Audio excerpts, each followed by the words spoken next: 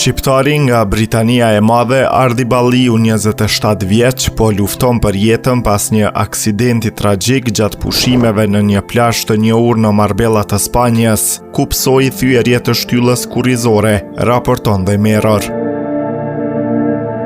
Sipas këtij mediumi, Balliu nuk do të mund të ecë më kurrë pasi dëmtoi rënd shtyllën kurrizore kur u hodh me kokë në det gjatë pushimeve dhe nuk doli më në sipërfaqe. Balliu nga Northampton i Anglisë kishte vetëm pak ditë që kishte mbritur për pushime në Marbella në bregdetin Costa del Sol të Spanjës, kur ai dhe një mik vendosën të vizitonin xhirin e njohur Calo des Moro, një vend shumë i frekuentuar nga turistët.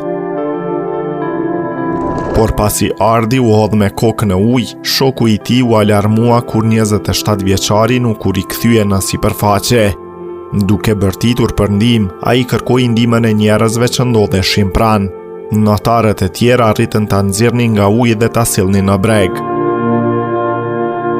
Sapo u nxorr në plazh, Ardi u tha personave që i ndihmuan se nuk i ndjente këmbët. Më pas, ai u transportua me helikopter ambulancë drejt spitalit.